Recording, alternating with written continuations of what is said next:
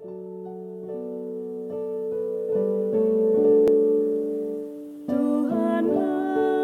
kekuatanku, Tuhanlah nyanyianku, Dialah keselamatanku.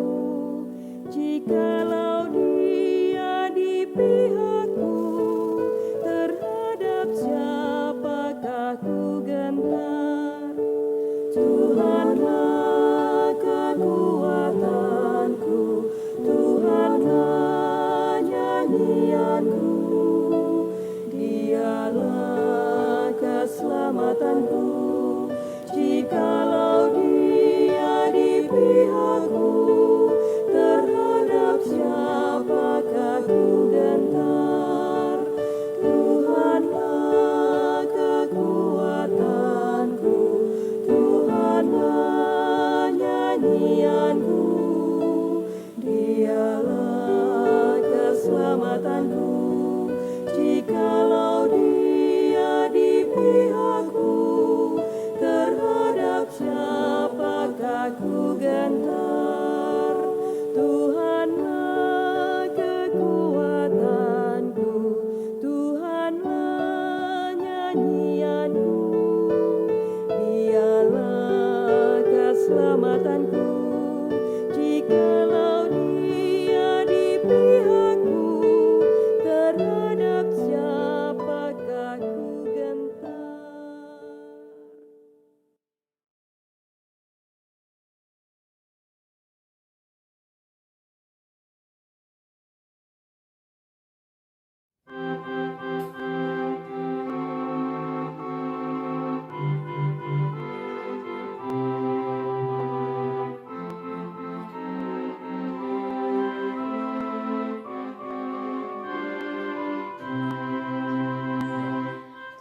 Dalam Yesus, jadilah murid-Nya, belajarlah firman Tuhan, taat kepada-Nya.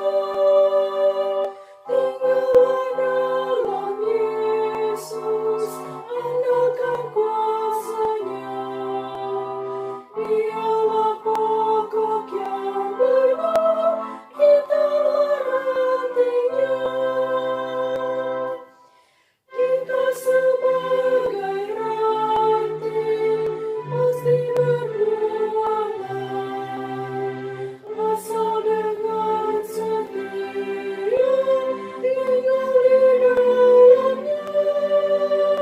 Tinggallah dalam Yesus, muliakan nama-Nya. Hidup berlimpah kurnia hanya di dalamnya. Mazmur 29 ayat 9 sampai 11. Suara Tuhan membuat beranak rusa, betina yang mengandung. Bahkan hutan digundulinya. Dan di dalam bait-Nya setiap orang berseru, hormat! Tuhan bersemayam di atas air bah. Tuhan bersemayam sebagai Raja untuk selama-lamanya. Tuhan kiranya memberikan kekuatan kepada umat-Nya. Tuhan kiranya memberkati umat-Nya dengan sejahtera. Selamat pagi Bapak, Ibu, dan saudara sekalian. Kita kembali lagi berada di dalam persekutuan doa pagi online. Saudara, hari ini kita akan bersama-sama mendengarkan firman Tuhan. Namun sebelumnya saya mengajak kita bersatu di dalam doa. Saudara, mari kita berdoa. Bapa di dalam Tuhan Yesus Kristus, terima kasih di pagi hari ini dengan kesegaran baru yang Engkau karuniakan bagi kami. Kami boleh menjalani kembali hari baru yang Engkau ciptakan. Biarlah di dalam pertolongan kasih-Mu ya Tuhan, Engkau mengaruniakan kepada setiap kami kekuatan. Bukan saja kekuatan fisik kami, terlebih lagi adalah kekuatan spiritual kami. Itulah sebabnya ya Tuhan, kami ingin menyatukan hati dan pikiran kami di dalam mendengarkan firman Tuhan. Oleh karena itu ya Tuhan, nyatakanlah firman-Mu kepada kami, supaya apa yang boleh kami dengar menjadi berkat. Di dalam nama Tuhan Yesus Kristus kami berdoa. Amin. Saudara, firman Tuhan di pagi hari ini terdapat di dalam kitab Ayub pasalnya yang ke-39, ayatnya yang ke-13 sampai ayatnya yang ke-25. Firman Tuhan menyatakan demikian, saudara. Dapatkah engkau memaksa lembu hutan mengikuti alur bajak dengan keluhan?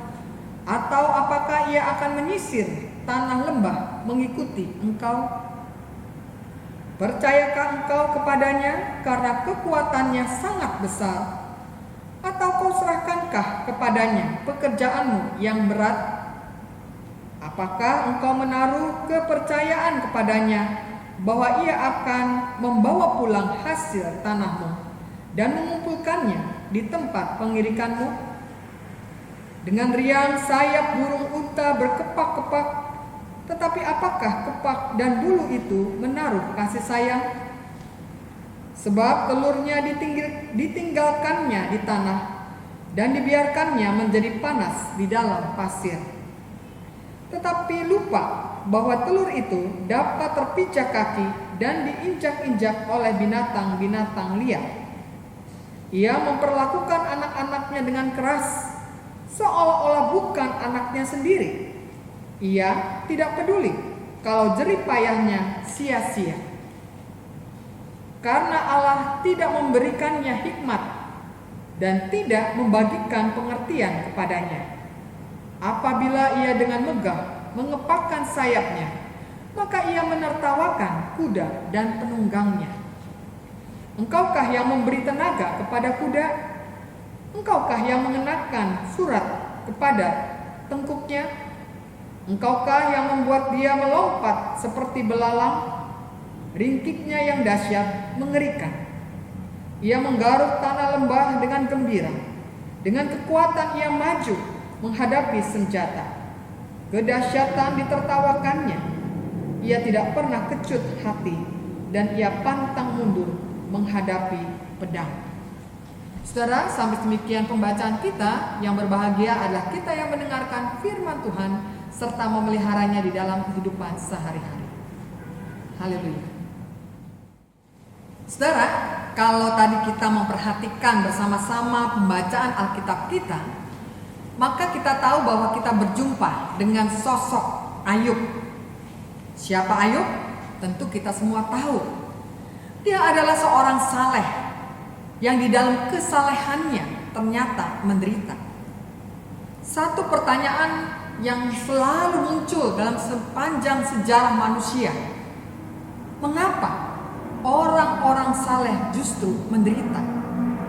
Bukankah seharusnya orang-orang yang melakukan kejahatan, yang mengecewakan hati Tuhan, yang membiarkan sesamanya ditindas, diinjak-injak dan lain sebagainya, yang seharusnya menderita? Mengapa orang-orang saleh? Nah, saudara, di dalam pembacaan kita inilah kita melihat jawaban yang diberikan Allah kepada seorang Ayub yang bergumul di tengah-tengah penderitaannya. Memang jawaban yang diberikan bukanlah suatu jawaban yang pasti, tapi jawaban yang ada di dalam sebuah misteri. Namun di dalam misteri itulah kita melihat berulang-ulang kali Allah menyatakan pertolongannya kepada orang-orang yang percaya kepadanya atau orang-orang saleh tersebut. Sebagaimana juga yang dialami oleh Ayub. Allah menggambarkan pemeliharaan dan kasih-Nya yang terus-menerus Ia nyatakan kepada orang-orang yang setia, yang saleh itu dengan penggambaran yang unik di dalam pembacaan kita. Kalau kita membaca Ayub pasal 39, saudara, kita akan melihat di sana bagaimana Allah menciptakan berbagai macam binatang. Dan kalau kita melihat dalam pembacaan kita ini dalam pasal 39, ada 4 macam binatang yang digambarkan di sana. Pertama adalah burung unta, kedua adalah kuda, ketiga adalah burung elang, dan keempat adalah raja wali. Tapi pada pagi hari ini sesuai dengan perikop kita akan memperhatikan bagaimana kehidupan burung unta dan juga kuda. Saudara, kita tahu bahwa burung unta itu adalah burung yang tidak bisa terbang, dan juga burung yang sebenarnya tidak indah. Badannya begitu besar sekali. Tapi walaupun dia burung yang tidak dapat terbang, badannya cukup besar sekali dan mungkin juga tidak indah, tapi ada satu kelebihan burung unta.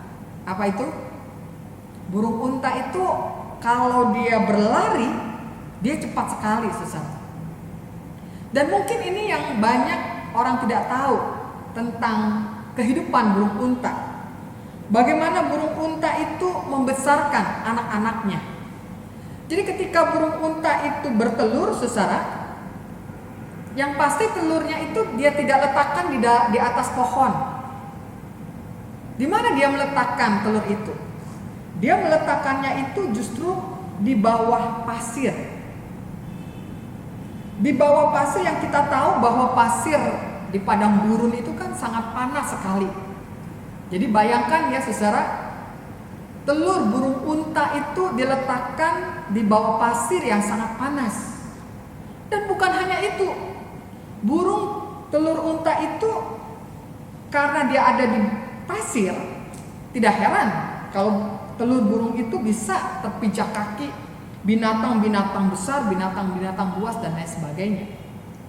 Namun ternyata telur itu tetap bisa bertahan sampai pada waktunya telur itu akan menetas. Lalu bagaimana ketika telur burung itu sudah menetas? Maka yang kita lihat saudara, induk dari burung unta itu mendidik anak-anaknya itu ternyata juga dengan keras. Jadi bukan kita lihat seekor burung unta yang seperti seekor induk ayam yang mengayomi, yang memberi makan dan lain sebagainya. Burung unta itu seperti burung yang tidak peduli dengan telur yang sudah menetas, anak-anak yang sudah hadir di tengah-tengah kehidupannya. Dia seperti binatang yang dikatakan dalam pembacaan kita ini memang tidak diberikan hikmat Allah. Jadi tidak ada kepandaian yang dimilikinya untuk mampu membesarkan anak-anak yang sudah ditetaskan itu. Nah, karena itulah kita melihat dalam pembacaan kita, Allah menyatakan kepada Ayub, terhadap burung unta itu berlaku pertanyaan demikian. Apakah kepak dan bulu burung itu menaruh kasih sayang? Pertanyaan yang bersifat retorika ini mau mengatakan, ya burung unta walaupun sudah melahirkan anak-anaknya, menetaskan anak-anaknya, tidak mampu juga membesarkannya dengan kasih sayang. Kepak dan bulu burungnya tidak melindungi telur-telur dari anak-anak burung unta itu. Tapi apa yang kita lihat secara, walaupun burung unta itu tidak peduli dengan anak-anaknya, namun anak-anak itu tetap mampu bertahan. Walaupun burung-burung unta itu mendidik dengan kekerasan yang membuat mungkin anak-anak burung unta itu menderita, namun ternyata mereka tetap mampu menjadi burung-burung unta yang besar, yang dewasa. Bukankah ini menunjukkan saudara bahwa penderitaan yang kalau kita lihat dari sisi anak-anak burung unta ini cukup berat, tapi toh dia tetap mampu menghadapi kekerasan alam, menghadapi begitu banyak tantangan dan ancaman. Bahkan yang terjadi, burung-burung unta ini menjadi kuat dan besar. Tentu ini sesuatu yang sulit dipikirkan oleh kita, tapi itulah yang terjadi dari pemeliharaan Allah dari seekor burung unta. Yang kedua, saudara, gambaran yang diberikan oleh kitab Ayub adalah tentang seekor kuda. Bagian ini menggambarkan tentang kuda yang digunakan manusia untuk berperang melawan musuhnya. Umumnya, Perjanjian Lama menghadirkan sosok kuda itu sebagai tunggangan seorang kesatria. Nah, dalam bagian ini saudara, Allah ingin menggambarkan kekuatan kuda itu seperti apa. Pertama, kalau kita lihat, seekor kuda memiliki tenaga yang kuat dan dengan kekuatannya selalu maju untuk bisa diajak berperang, menghadapi segala senjata-senjata dan lain sebagainya. Kedua, mampu melompat dan meringkik dengan dahsyat. Ketiga, dapat menggaruk tanah lembah. Dan keempat, tidak pernah kecut hatinya, bahkan selalu menertawakan kedahsyatan lawannya. Kelima, pantang mundur dalam menghadapi pedang. Keenam, kalaupun bunyi sangkakala terdengar, maka dia akan meronta-ronta. Dan ketujuh, selalu bersemangat menghadapi setiap perang yang akan dilaluinya. Saudara, itulah gambaran tentang seekor kuda. Allah memberikan pertanyaan retorika kepada seorang Ayub. Engkaukah yang memberi tenaga pada kuda? Engkaukah yang mengenakan surai pada tengkuknya? Engkaukah yang membuat dia melompat seperti belalang?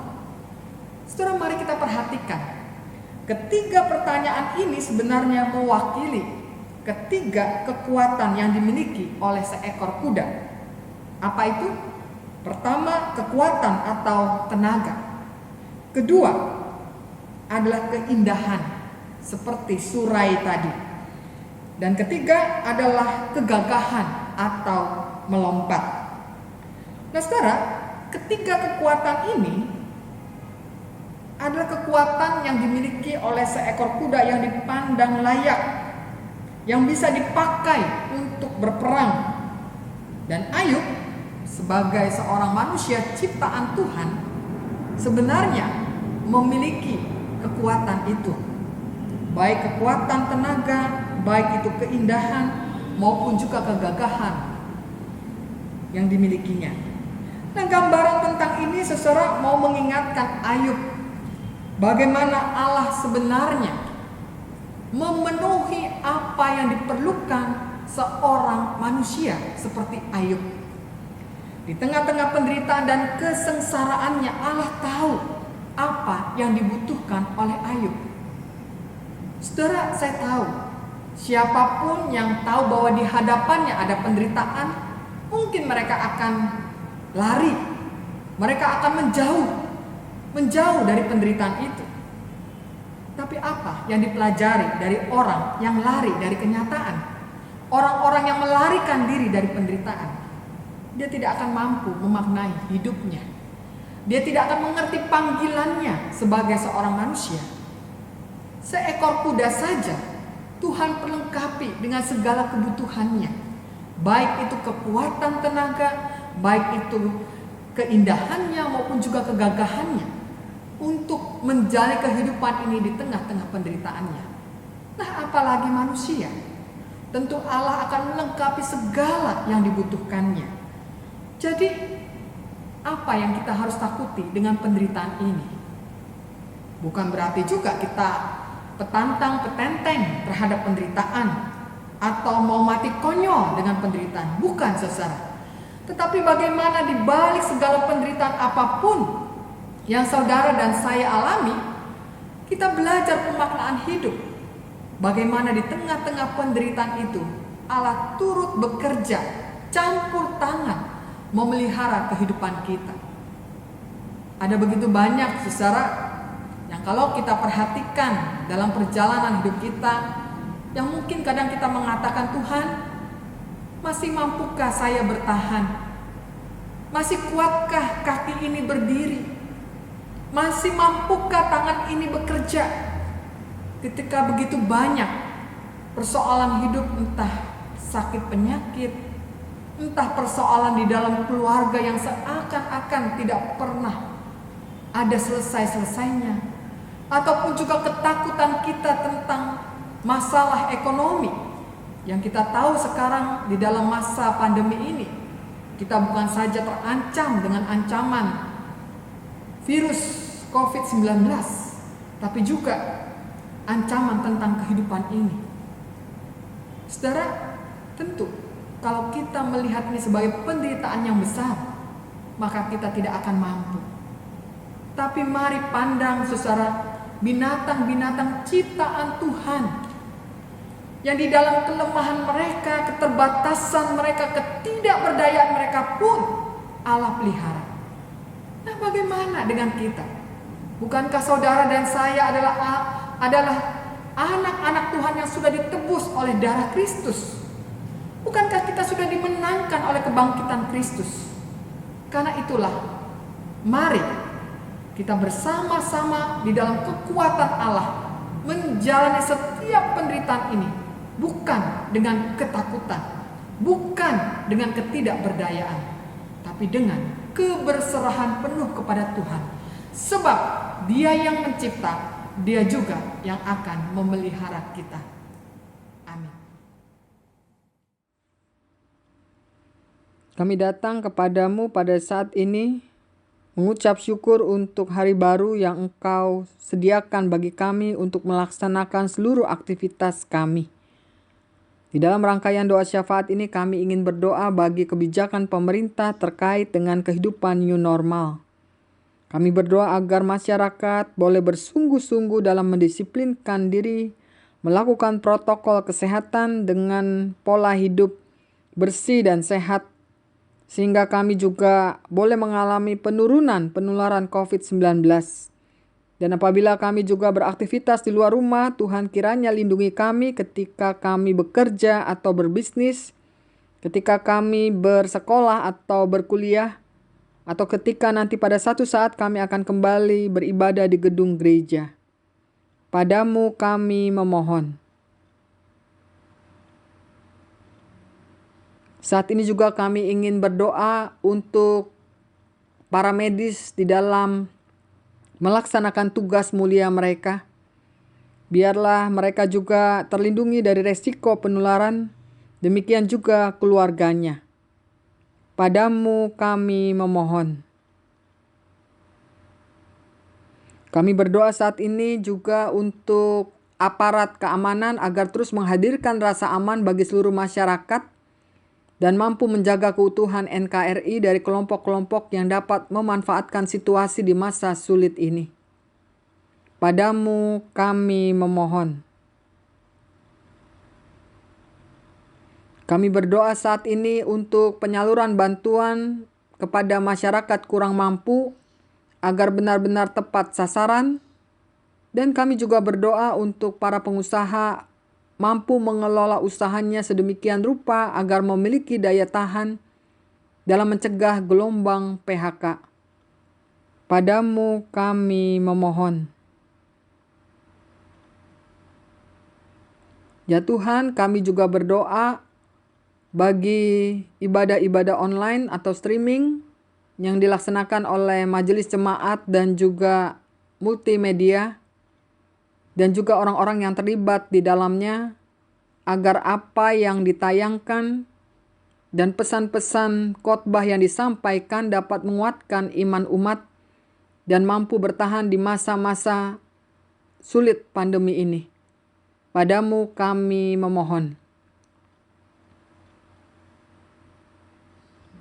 Kami juga berdoa saat ini untuk keluarga-keluarga agar hidup sehati, saling support satu kepada yang lain, supaya kami boleh terhindar dari mental illness, baik itu stres, emosional, kepanikan, kebingungan, dan lain sebagainya.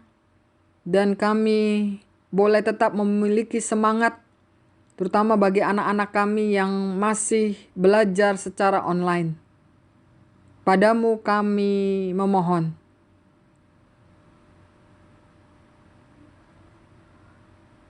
Kami berdoa saat ini untuk kesehatan para lansia dan juga agar mereka menjalani kehidupan ini dengan penuh sukacita. Dan kami juga berdoa agar saudara kami yang berada atau dirawat di rumah sakit maupun juga berobat jalan tetap boleh diberikan semangat untuk sembuh dan mereka boleh dipulihkan atau disembuhkan dari sakit penyakit yang mereka derita. Padamu kami memohon. Tuhan, inilah seluruh doa syafaat kami yang hanya kami naikkan di dalam nama Tuhan Yesus Kristus sebagai Tuhan dan Juru Selamat kami yang hidup. Amin.